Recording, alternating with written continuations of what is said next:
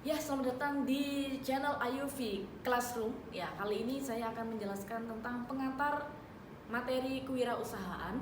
Jadi, nah, karena kewirausahaan kita ini lebih banyak berfokus kepada bagaimana teman-teman mahasiswa ataupun siapapun sekarang ini pingin banget punya yang namanya startup. Jadi, berdasarkan studi literatur yang saya lakukan, saya punya materi tentang startup guidebook. Oke, saya lanjut saja. Jadi apa sih pertama kali yang harus kita siapkan untuk menjadi seorang entrepreneur, khususnya kalau ingin bikin sebuah perusahaan sendiri atau usaha rintisan seperti startup? Yang pertama adalah kita itu harus mempersiapkan mental. Jadi bukan hanya ilmu secara teori saja bagaimana cara untuk mengembangkan produk, memasarkan produk, membuat produk yang berkualitas, mengelola orang, tapi kita pertama tuh harus menguatkan mental kita. Nanti kalau misalnya di tengah perjalanan itu bisnis kita itu gagal, itu kita harus sudah siap. Tapi pun jika nanti di pertengahan itu bisnis kita itu sangat sukses sekali, kemudian kita memiliki banyak karyawan, banyak pelanggan, kita juga harus siap mental. Bagaimana bisa mengelola bisnis kita supaya tidak hanya saat itu saja suksesnya, tapi terus berkelanjutan. Jadi mental itu yang nomor satu harus disiapkan. Jadi tidak boleh terlalu pesimis gitu ya, tapi juga tidak boleh terlalu percaya diri atau optimis. Sehingga kita harus ya menghadapi realita yang ada seperti apa, tapi juga harus bekerja keras. Gitu. Nah, ini adalah sebuah gambar yang memperlihatkan bagaimana a day in the life as an entrepreneur.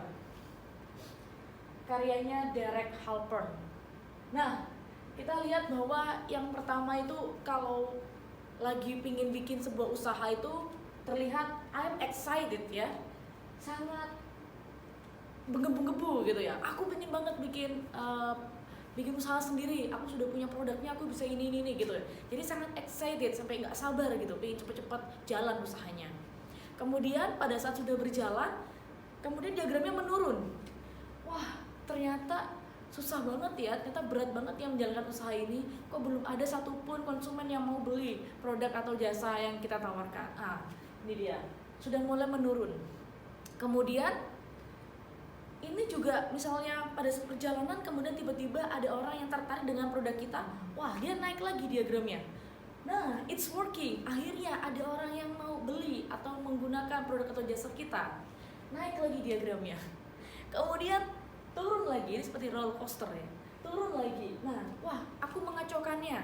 Misalnya pelanggannya komplain, kok produknya suka error sih, kok produknya buruk sih, kok kualitasnya kayak gini sih, nggak seperti yang pertama kali dibicarakan. Nah, kita merasa wah aku mengacaukannya, wah sepertinya ada yang salah nih dengan cara kerjaku, seperti itu.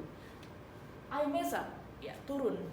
Kemudian bisa naik lagi satu waktu, gitu ya.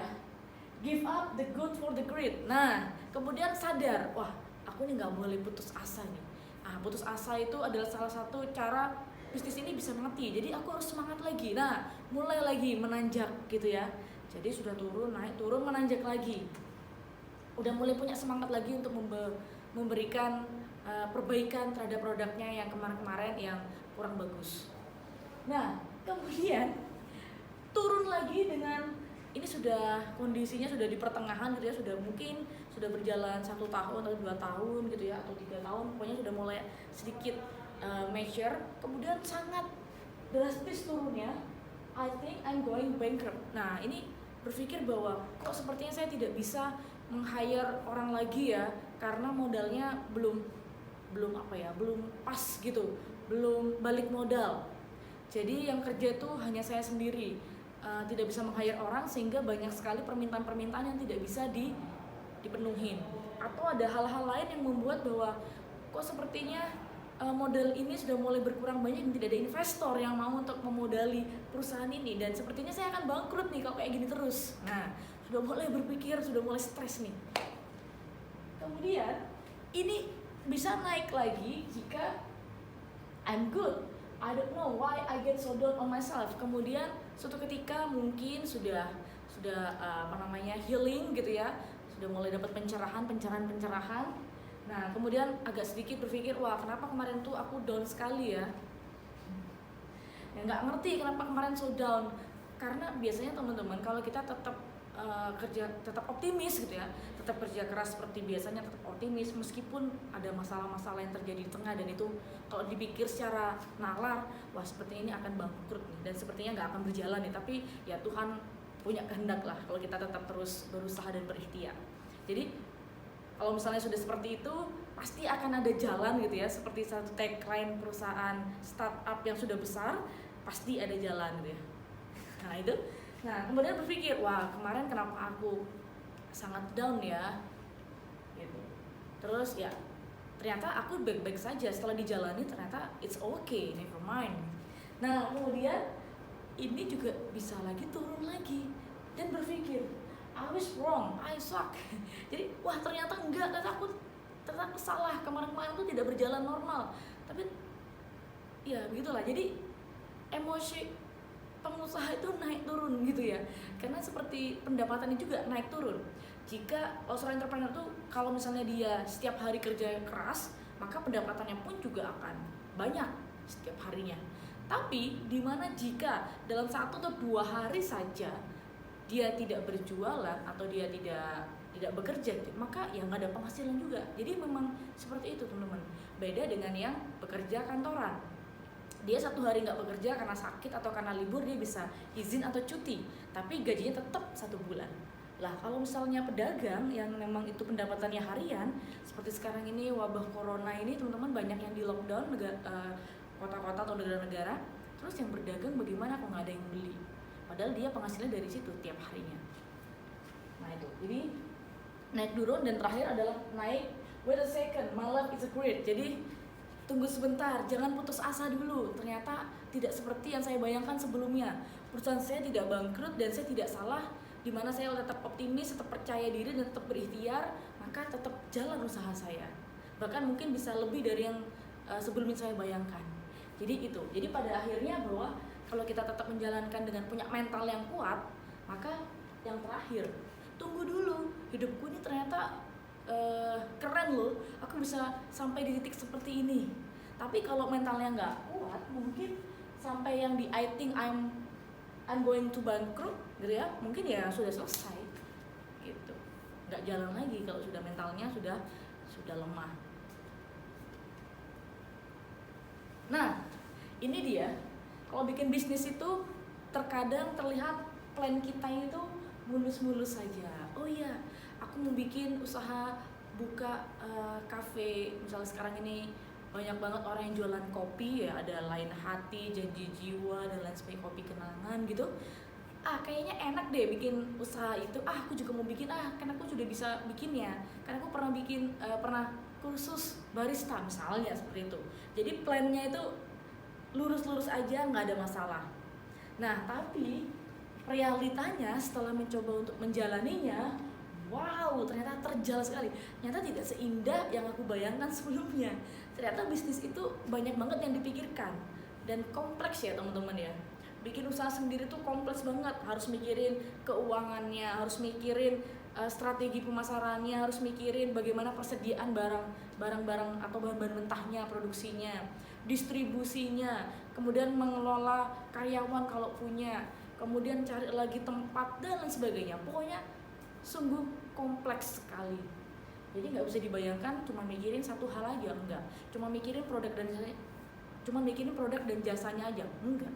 Tapi banyak hal yang harus dipikirkan. Gitu. Realitanya seperti ini. Nah, kemudian sebenarnya apa sih itu yang namanya bisnis itu? Ya, kalau mau jadi pengusaha kan harus tahu apa sih bisnis, definisi bisnis itu. Definisi bisnis itu ada 4. Yang pertama adalah bisnis membantu memperoleh penghargaan atau pengakuan. Nah, jadi kalau saya tuh mau berbisnis, saya tuh bisa kok mendapatkan suatu penghargaan atau pengakuan. Iya, betul sekali. Tapi syaratnya jika hanya bisnis yang kita jalankan itu sukses dan bisa memberikan manfaat bagi banyak orang. Jadi jangan dikira aku tuh mau berbisnis supaya aku tuh dapat penghargaan dari orang-orang. Bisa saja, tapi jika hanya bisnis yang kamu lakukan itu sukses dan bisa bermanfaat bagi banyak orang, baru kamu bisa mendapatkan penghargaan atau pengakuan. Yang kedua, bisnis itu memberikan Anda kesempatan untuk menjadi bos. Ya, kalau sudah capek jadi karyawan, ingin jadi bos, ingin bisa memerintah, atau ingin bisa sesuka hati, masuk kerja sesuka hati, mau kerja juga sesuka hati dan sebagainya, menjadi entrepreneur. Tapi ya, bos, karena kamu adalah bosnya, penghasilan tuh berdasarkan dari usaha kamu sendiri. Jadi jangan berharap kalau misalnya jadi entrepreneur itu tinggal ongkang-ongkang kaki akan uang datang sendiri, enggak. Jadi yang tadi saya bilang, hari ini kalau kerja keras ya dapat uangnya banyak, mungkin bisa melebihi dari orang yang kerja kantoran. Ya, perharinya misalnya mendapatkan 2 juta, besoknya lagi 2 juta, 2 juta dibilang 30. Ya itu bisa di atas UMR. Bisa jadi seperti itu. Tapi ada juga yang hari ini nggak kerja, besok kerja tapi setengah hari, besok lagi kerja tapi ya 2 jam tutup, besok lagi kerja full, besoknya lagi enggak, dan sebagainya. Mungkin 1 bulan nggak dapat seperti UMR, malah lebih dari itu. Nah, karena lihat dari bagaimana setiap harinya. Yang ketiga, bisnis memberikan Anda waktu yang fleksibel. Nah, itu dia. Jadi siapa sih yang nggak tahu kalau jadi entrepreneur itu waktunya sangat fleksibel, pakaiannya juga terserah ya semau gue gitu ya, pakai celana pendek oke, pakai sandal jepit oke, pakai kaos oke, yang penting sopan, rapi gitu. Nah, ini dia yang keren lagi adalah seorang pebisnis itu adalah seseorang yang menolak bekerja selama 8 jam ya. Jadi dia menolak jadi karyawan kerja 8 jam hanya untuk bekerja selama 12 jam sehari, tapi dia itu memilih untuk bekerja selama 12 jam sehari karena kan dia bisa bekerja dari pagi sampai malam tuh kalau pebisnis, karena semuanya kan ada di tangannya dia. Ya, kalau misalnya belum punya karyawan yang bisa dibagi job desk-nya ya dikerjakan oleh seorang diri. Jadi dia bisa bekerja melebihi jam kerja seorang karyawan. Dan dia menolak penghasilan yang pasti. Nah, itu tadi yang saya bilang. Dia menolak mendapatkan penghasilan selama 1 bulan yang sudah pasti dapat ya di tangan gitu oleh perusahaan, digaji sama kantor, tapi dia menolak itu. Jadi dia menolak penghasilan yang pasti. Nah, yang terakhir, bisnis memberikan Anda masa depan yang cerah. Betul sekali. Kalau bisnis itu sukses, wah luar biasa. Anda akan menjadi jutawan, Anda menjadi miliuner, mendapatkan penghargaan, pengakuan, dan lain sebagainya. Akan merubah nasib jika hanya bisnis itu sukses gitu. Nah, ini teman-teman adalah anatomi tubuh seseorang entrepreneur. Jadi entrepreneur itu semua hal yang sudah diberikan oleh Tuhan ini itu terpakai. Contohnya dari otak itu digunakan untuk menghasilkan ide karena penuh dengan ide otak. Turun lagi ke mata itu untuk fokus pada tujuan. Turun lagi ke telinga itu selalu terbuka untuk mendengarkan kritik dan saran yang pastinya membangun. Jadi seorang entrepreneur itu harus mau mendengarkan ya. Jadi jangan hanya ingin berbicara dan didengarkan, tapi juga harus banyak mendengar. Telinga. Kemudian mulut, menjelaskan visi dan misi masa depan yang baik. Jadi seorang entrepreneur kan jadi seorang pemimpin tuh, jadi bos. Dia harus punya dia harus punya jiwa leadership kepemimpinan di mana dia bisa memberikan visi misi masa depan perusahaan yang baik. Jadi dia bisa mengarahkan timnya harus seperti apa ke depan dan lain sebagainya. Turun lagi ke perut ya. Perut selalu diisi dengan makanan yang halal dan baik. Nah, kalau jadi entrepreneur itu jangan mengambil jalan pintas, harus jujur. Jadi pengusaha itu harus jujur, karena kalau sekali saja kita tidak jujur, kita bohongin konsumen atau bohongin rekan kerja, maka selamanya kita tidak akan dipercaya. Sekali kita tidak dipercaya sama orang, maka seterusnya mungkin kita nggak akan bisa dipercaya lagi sama orang tersebut. Jadi harus yang halal, cari kerja yang baik dan tidak menipu dan lain sebagainya. Kemudian turun lagi ke hati, penuh dengan passion. Ya, kalau kita mengerjakannya dengan sukacita, dengan senang, enjoy, maka kita nggak akan terasa. Kerja 12 jam tuh nggak akan terasa gitu. Bahkan kadang-kadang makan aja lupa kalau kita sudah terlalu excited untuk bekerja, kan gitu ya. Tapi ya tetap aja itu tidak baik ya, kalau misalnya sampai melupakan makan, melupakan minum, mandi, tidur, itu bisa membuat tubuh kita akhirnya lemah dan sakit. Kalau kita sakit, gimana dengan usaha kita gitu. Lalu turun lagi ke kaki. Nah, kaki itu gunanya untuk tetap melangkah maju walaupun keadaan semakin sulit. Jadi tetap aja harus jalan, tetap aja harus optimis gitu ya. Tetap harus percaya diri bahwa kita bisa. Meskipun ini ada hambatan, ada kendala, seperti tadi saya bilang, kita tetap harus berdoa, berikhtiar, tetap harus maju. Mentalnya jangan sampai turun. Gitu, itu gunanya kaki. Dan terakhir adalah telapak kaki. Walau punya mimpi setinggi langit, tapi tetap harus down to earth, harus tetap menginjak bumi, berada di tanah. Jadi jangan terlalu muluk-muluk gitu ya. Sekarang ini perusahaan sebelah ini sudah bisa kayak gini, aku juga, padahal kita masih belum mampu. Jadi kita tuh harus tetap melihat realita, kemampuan kita seperti apa. Jangan terlalu berimajinasi yang sangat tinggi, yang bahkan kita tidak bisa jangkau. Kalau misalnya kita tidak bisa mendapatkan hal itu, mungkin kita bisa stres dan down. Jadi ya, normal. Boleh punya mimpi yang tinggi, tapi yang jelas kita harus bisa juga untuk menjangkaunya. Nah, kemudian banyak banget orang itu yang mulai berbisnis, tapi banyak juga yang gagal, ya pasti ya. Tidak ada orang yang sekalinya bikin usaha langsung sukses. Mungkin 1 banding berapa, tapi pasti banyak juga yang malah kegagalan. Ada yang 1000 kali punya usaha terus gagal, tapi yang terakhir itu dia berhasil. Nah, apa saja sih penyebab kegagalan sebuah bisnis itu? Ada 5 gitu ya. Yang pertama adalah bingung menentukan model bisnisnya. Nah, buat kalian yang belum tahu model bisnis itu apa, mungkin nanti akan saya bikin materi tentang model bisnis sendiri. Jadi harus tentukan kamu mau model bisnismu tuh yang seperti apa. 1. Yang kedua, tidak mengetahui passion yang ada di dalam dirinya. Jadi nggak ngerti sebenarnya saya kerjakan ini, saya tuh ngerti nggak sih, saya tuh suka nggak sih, dan saya tuh memahami nggak sih. Jangan sampai kita tuh melakukan sesuatu yang kita tidak pahami, ya kita akan bingung sendiri dan kita akan susah untuk mengarahkan ke depan. Tidak usah menjadi entrepreneur, jadi pekerja aja, jadi karyawan. Kalau kita nggak ngerti apa yang kita kerjakan setiap hari, ya kita akan males-malesan dan kita akan bingung sendiri gitu, sehingga tidak enjoy. Itu yang bikin gagal suatu pekerjaan. Yang ketiga, bingung untuk mendapatkan rekan atau partner yang cocok. Nah, ini dia. Jadi seorang entrepreneur itu harus punya tim yang solid, yang baik, yang cocok, dan punya visi misi yang sama.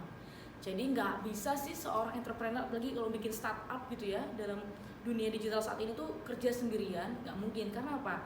Kita itu punya keterbatasan kemampuan. Mungkin kita bisa coding, bikin program, bikin aplikasi, tapi apakah kita juga bisa ngomong sama orang? Apakah kita juga ngerti bagaimana cara mempromosikan barang kita yang baik kepada orang, cara kerjasama dengan orang atau dengan mitra gitu ya? Pasti akan ada keterbatasan dari sisi kemampuan, baik itu secara hard skill, kemampuan mengerjakan sesuatu yang lain, misalnya marketingnya, human research-nya dan sebagainya, atau mungkin kemampuan soft skill, masih malu untuk berbicara di depan, masih kurang punya jiwa kepemimpinan dan lain sebagainya. Kemudian tidak memiliki jaringan atau networking yang luas. Nah, kalau kita itu sudah memutuskan untuk berbisnis, harusnya kita itu bisa kita bisa punya network, kita bisa supel ya, kita bisa gampang untuk berteman dengan orang lain, di mana nanti orang tersebut akan menjadi network kita, membantu bisnis kita. Tapi kalau kita orangnya itu antisosial gitu ya, ansos tapi mau berbisnis, ya mungkin ini agak susah ya teman-teman ya. Atau bisa kok jualan via di rumah aja via online. Oke, tapi kan kemampuan kalian dalam copywritingnya bagus gitu. Tetap aja namanya bisnis itu butuh orang lain, butuh komunikasi. Manusia itu nggak komunikasi itu akan susah gitu ya. Apalagi hidup di dunia yang serba persaingannya ketat seperti ini, ya komunikasi juga harus bagus, kolaborasinya harus bagus, koordinasi juga harus bagus gitu. Dan yang terakhir, bingung memasarkan produknya. Nah, ini dia. Banyak banget yang kita tuh bisa punya ide yang brilian, idenya bagus, kemudian bisa juga untuk mengimplementasikan, membuat menjadi real, tapi bingung. Terus produk yang aku bikin ini gimana ya cara bisa sampaikan kepada orang lain untuk bisa digunakan, itu kadang-kadang juga susah. Itu punya ilmu sendiri, ilmu pemasaran gitu ya, ilmu bagaimana bicara dengan orang lain, public speaking dan lain sebagainya. Jadi semua hal itu saling mendukung, teman-teman. Jadi entrepreneur tuh harus belajar banyak hal, makanya saya bilang kompleks.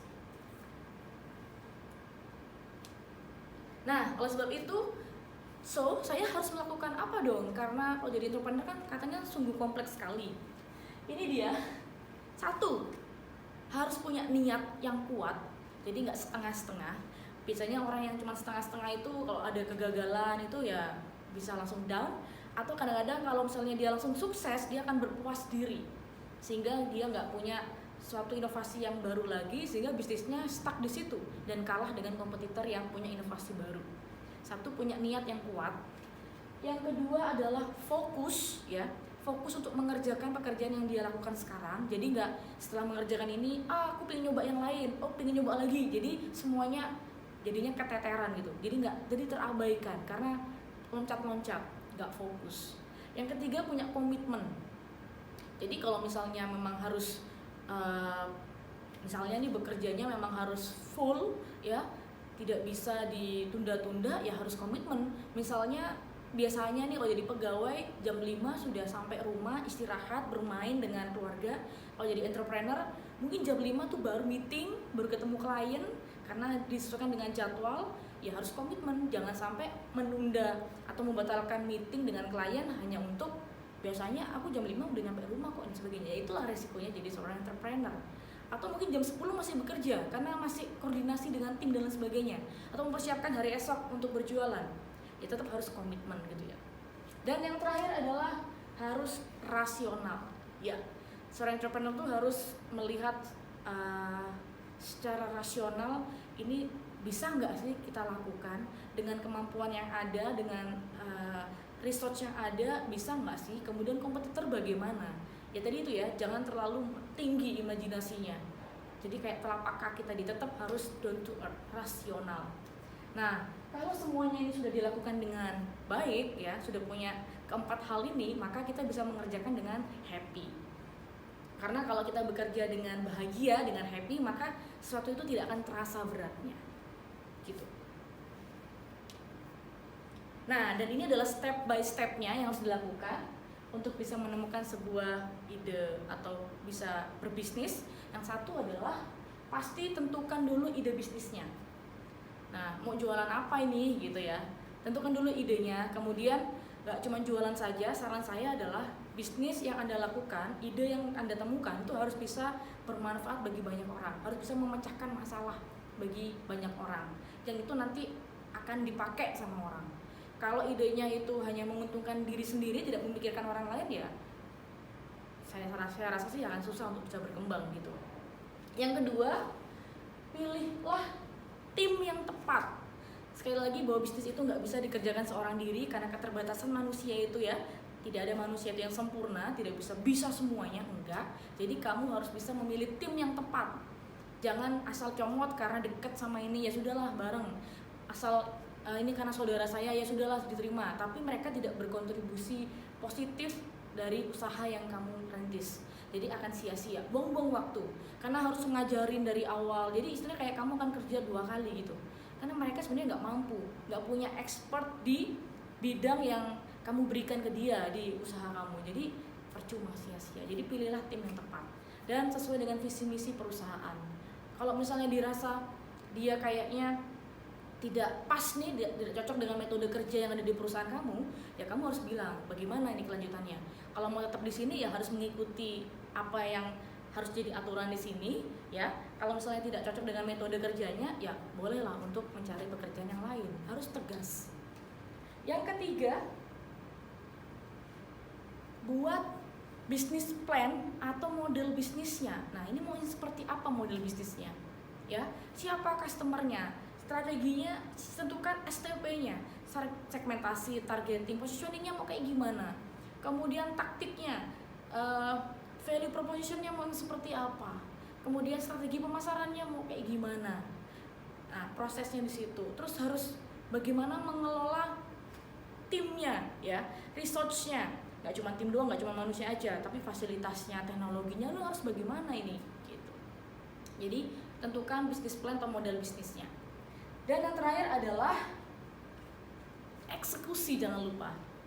Jadi kebanyakan karena kita terlalu banyak berpikir nih, takutnya nih, wah bikin idenya aja masih lama gitu ya, bingung apa ya yang harus kita solusi, apa yang harus kita berikan solusi kepada orang banyak ya, itu masih bingung idenya, lama, udah nemu, kemudian berikutnya nyari tim, ini juga nyari tim juga gampang-gampang susah gitu ya, bisa aja gampang banget ngobrol sama temen, satu pemikiran jadi, ngobrol-ngobrol nggak ada yang mau dengan bisnis kita gitu, bisa aja kayak gitu. Kemudian yang ketiga udah bikin model bisnisnya, udah bener dicermati, terakhirnya nggak eksekusi, akhirnya timingnya habis gitu.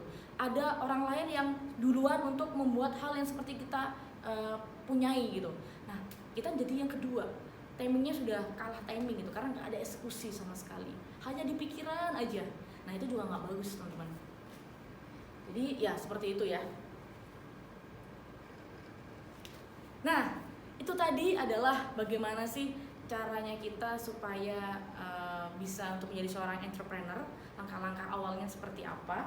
Jadi semoga dengan penjelasan yang cukup singkat ini bisa bermanfaat bagi teman-teman yang baik. Terima kasih, sampai ketemu di pertemuan yang selanjutnya. Bye.